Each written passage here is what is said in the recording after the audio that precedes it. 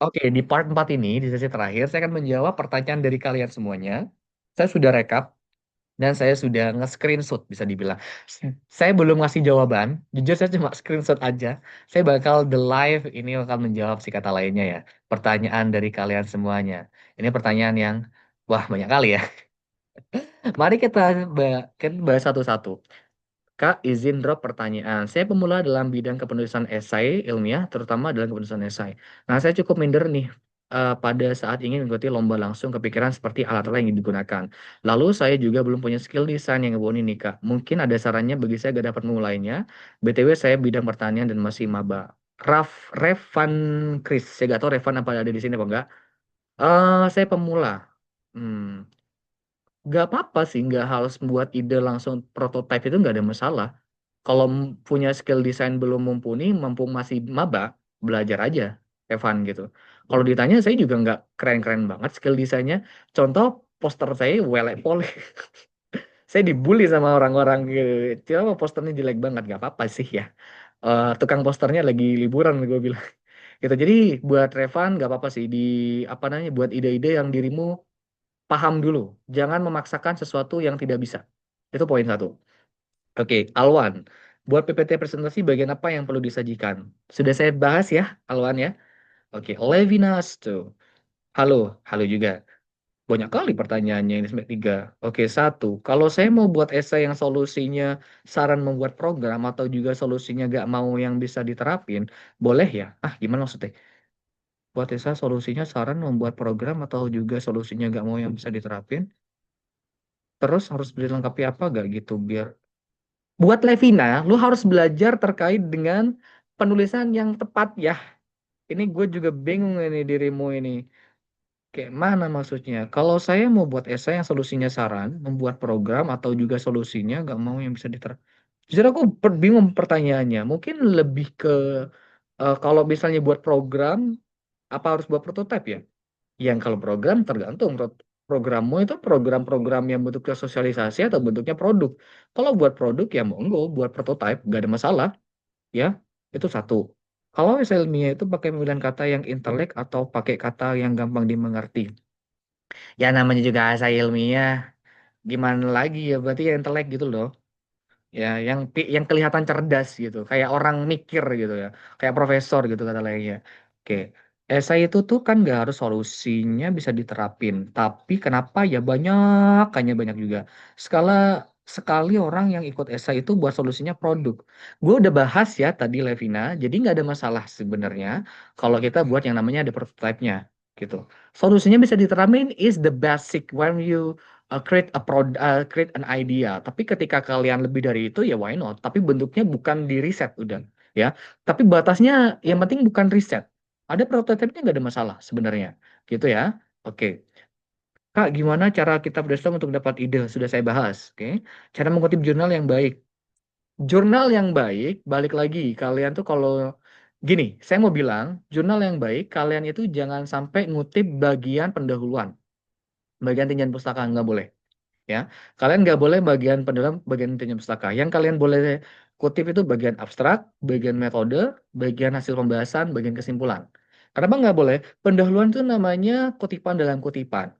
Kan di pendahuluan itu nggak ada referensi yang dia gunakan, ya kan? Maksudnya tidak ada statement dia di Tinjauan Pustaka pun sama. Statementnya adalah statement-statement orang gitu kan. Yang statement dia adalah di bagian metode, di bagian hasil pembahasan, abstrak, sama kesimpulan. Jangan sampai kalian mengambil yang seperti itu. Dan yang kedua, jangan sampai kutipan dalam kutipan. Contohnya apa? Menurut Saidi, dalam Munir 2025, itu udah nggak bisa tuh. Saya bakal coret sih sebenarnya. Saya pernah jadi asisten pertanian ya. Di pertanian saya pernah jadi asisten sistem pertanian berkelanjutan, sistem pengelolaan hama terpadu, pertanian urban gitu kan. Makanya kalau kalian ada ide-ide tentang hidroponik, tentang pengelolaan hama gitu kan, atau sistem pertanian berkelanjutan gitu, saya hajar karena saya pernah jadi asisten.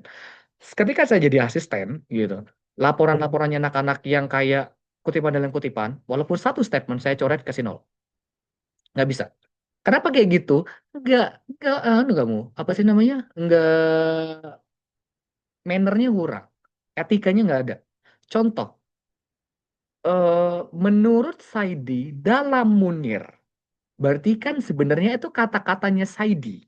Tapi yang dirimu pakai itu Munir kan, di referensi pasti kan. Di daftar pustaka yang kamu pakai kan pasti itu si Munir kan, bukan si Saidi. Padahal statementnya itu punyanya Saidi. Itu udah gak etis itu. Gak boleh kayak gitu tuh. Ya, oke. Itu buat Reisya. Kaf Jen, kan Jeno. Kalau esai yang bagus apakah perlu banyak referensi? Iya. Kak, aku pernah salah metode. Itu gimana ya? Apa dulu metodenya? Katanya nggak cocok metode yang digunakan, padahal idenya udah bagus. Ya berarti bisa dibilang kalau memang ada gak cocok, metode yang harus digambarkan itu dirimu harus membandingkan. Kamu tuh harus membandingkan metode-metode yang sudah ada. Dan ternyata metode yang kamu pilih itu ternyata lebih menguntungkan dipakai dibandingkan metode yang lain. Itu bisa jadi komparasi yang bagus sebenarnya. Oke. I'm like, bingung juga cara nyelesain esai yang lagi mangkrak. Hah? Maksudnya gimana? Ya udah semangat gitu ya. Fardan Baikuni. Esai, artikel sama jurnal sama apa beda? King. Wah, mantap aku dipanggil King, guys. King. Beda. Beda dong. Esai itu lomba, artikel sama jurnal tuh ya. Jurnal tuh bagian dari artikel, tapi artikel tuh belum jatuh jurnal. Gitu ya. Artikel sama jurnal tuh bentuknya riset, esai itu bentuknya gagasan, tulisan. Oke. Ada lagi terakhir. Banyak kali ya. Aku pilih yang bagus ya, guys. Jujur ini banyak banget tentang citasi. Tentang bagian analisis yang ngena untuk juri dan dasar apa. Oke, ini bagus ya. Bagian analisis yang ngena untuk juri dan dasar apa untuk menulis prioritas urgensi esai. Aku nggak ngerti pertanyaannya, tapi intinya adalah paling ngena. Analisis ya, bagian desain, gambaran desain sih, skema. Saya mau bilang kayak gitu. Plagiasi, bagaimana perspektif juri akan itu dalam penulisan artikel ini. Plagiasi is, jujur, plagiarisme itu adalah kejahatan paling paling jahat lah di dunia akademis. Saya nggak mau kalian di orang-orang di sini itu ngambil karya orang. Jujur, saya punya cerita dari teman saya yang buruk terkait dengan hal itu. Satu, tahun 2020, saya pernah ikut lomba FKMPI Lampung. Di mana, ya, saya bakal cerita biar kalian nggak ngelakuin itu. Dia tuh mawapres di suatu di suatu kampus di Indonesia. Saya nggak mesti nyebutin ya. Di salah satu kampus di Indonesia dan ternyata dia ketua BEM juga. Ketua BEM. Dia mau apres dia ketua BEM dan ternyata dia juara dua di FKMP Lampung. Dan ternyata naskah juaranya dua ini juara duanya dia adalah naskah peserta yang ikut sama itu yang pernah menang di lomba lain. Dilombakan sama dianya. Apa nggak bahaya? Dibulilah satu satu grup waktu itu. Pesertanya sampai 120. Bayangkan aja sebanyak apa ya pesertanya. Habis itu karena dia keluar grup, dia keluar grup, gak tahan mungkin ya kita bully ya. Kita cari apa namanya IGBM-nya, bully lah mereka di IGBM-nya. Dihapus lagi sama apa namanya? Dihapus lagi sama IGBM-nya tuh dibully lagi masih banyak gitu komen-komennya. Habis itu komentarnya dibatasin. Nah karena nggak kuat, eh apa sih namanya orang itu tuh dimasukin lagi di grup, dimasukin lagi di grup dan ternyata dia ngaku kalau itu punya karya dia. Ah, parah sih, parah banget sih. Itu menjelekkan nama kampusnya sampai saya sekarang masih ingat kampusnya itu kampus mana, ketua BEM-nya itu ketua BEM apa gitu. Aku ingat banget. Jadi jangan sampai kalian melakukan plagiarisme. Bahaya banget ya. Oke. Apa hal catching bagi juri misalnya judul ya judul. Kayak dalam detail dalam kakak jadi juri. Iya lagi. Nanti ketemu saya ya. Rosya, Rosya, ayo. Ini dicoret-coret. Kalian ini anak kecil atau gimana sih? Bentar, bentar, bentar. Dibilang anak kecil nggak anak kecil kan? Jangan sampai coret-coret lagi. Saya keluarin habis ini kalau coret-coret. Kakak jadi juri SIRDK. Yes. Apa saja yang nilai juri saat final presentasi? Sudah saya bahas tadi ya. Bagaimana ketika kita kesulitan menjawab pertanyaan juri, kalian tuh harus atau ada namanya metode AREL. AREL itu argumen, reasoning, evidence, link back. Jadi itu kalau kalian jawab itu ada argumennya dulu. Harus bisa itu ada reasoning. Reasoning ini bisa ada referensinya. Baik Dewan Juri, terima kasih atas pertanyaannya. Sehingga saya menjawab benar bahwasannya bla bla bla bla bla bla bla. Hal ini juga disepakati oleh Nirojim misalnya. Nirojim 2026 yang menyatakan bahwa dadar. Evidence-nya, buktinya adalah bisa kasih kasus. Link back. Habis itu kalian elaborasikan ketiga poin itu. Itu bisa ya. Itu namanya AREL. Kalian cari deh metode AREL gitu namanya ya. Lampiran lampiran dalam esai ini ya, Maida ya.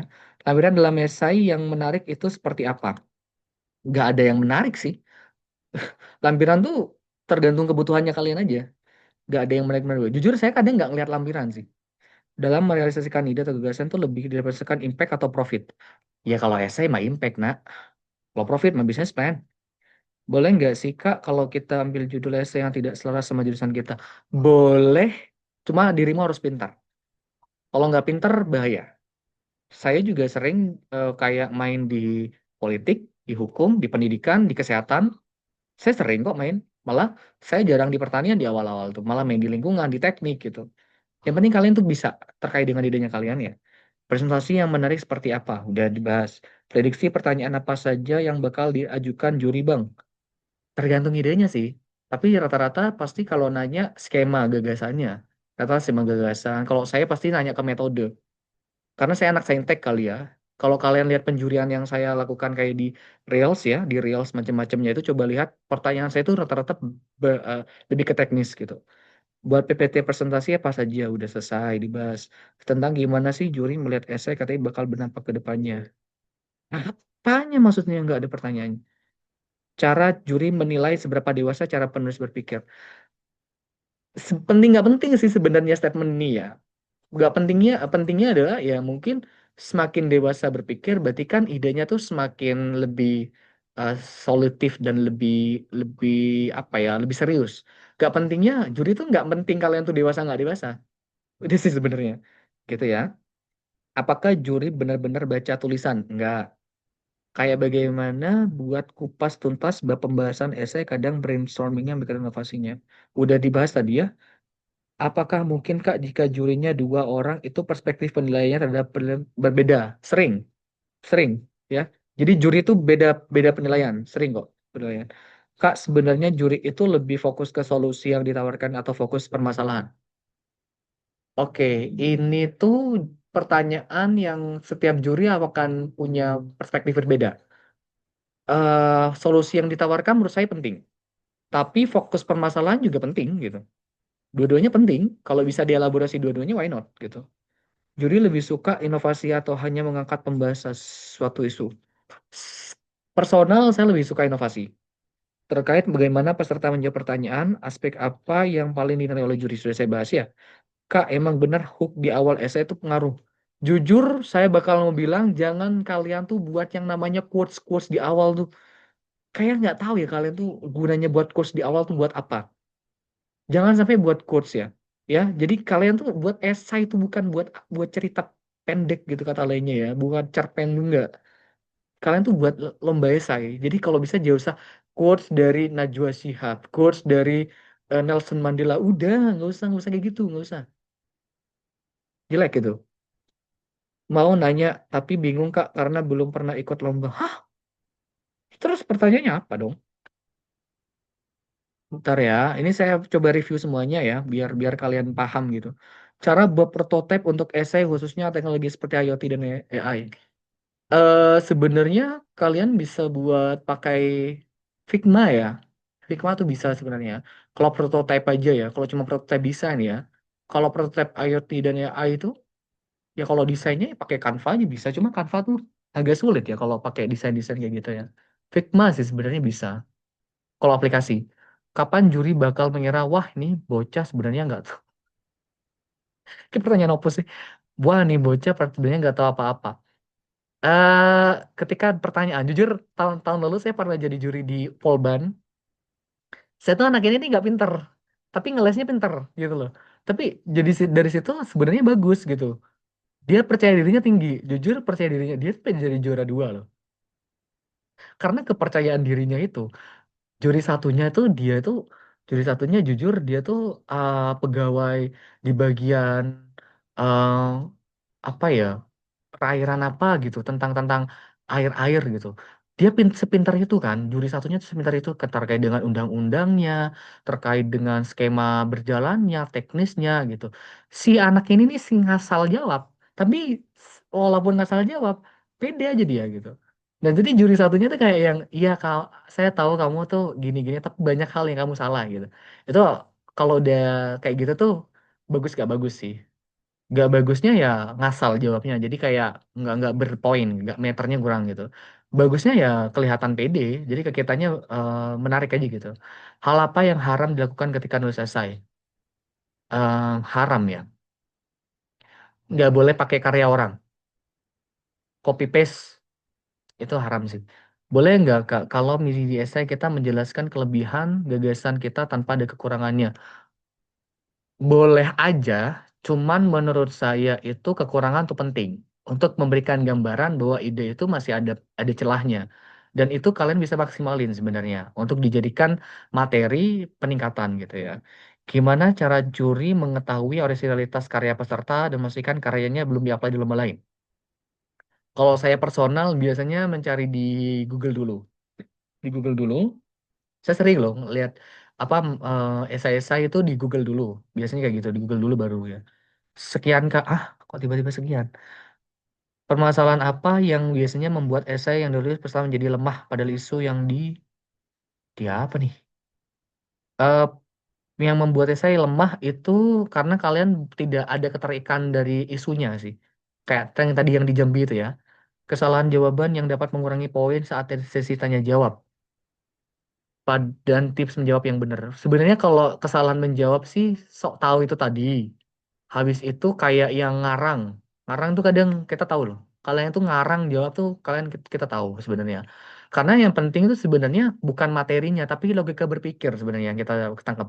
Kalau logika berpikirnya kalian salah, kita tuh ngelihatnya tuh ngarang sebenarnya. Maaf ini ngetik respon dari SG nguprit banget batas. Maksudnya apa sih? Dengan searching data yang hah?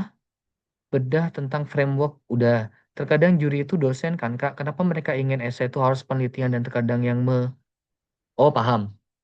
Karena perspektif juri itu kadang dia tuh bukan anak lomba. Makanya mereka tuh kadang mengambil ide-ide yang lebih perspektif apa ya teknis materi doang, teori-teori doang gitu. Untuk pemula banget. Jujur ini Kamanda, aku nggak ngerti dirimu tuh pertanyaannya apa. Kayak seuprit-seuprit gitu. Karena sekarang udah canggih, gimana? Esai yang menarik itu gimana? Terus struktur esai yang disukai juri itu gimana? Udah saya bahas ya. Pertanyaan yang sering ditanya juri kalau inovasi teknologi, kalau teknologi saya cenderung akan bertanya tentang teknisnya, metodenya, cara pembuatannya, bagaimana diimplementasikan, keuntungannya ketika ide itu diaplikasikan. Kurang lebih kayak gitu. Gitu ya. Oke, thank you. Terima kasih. Kalian kalau ada pertanyaan boleh, silakan. Tapi kalian kalian kayaknya nggak bisa ngetik ya.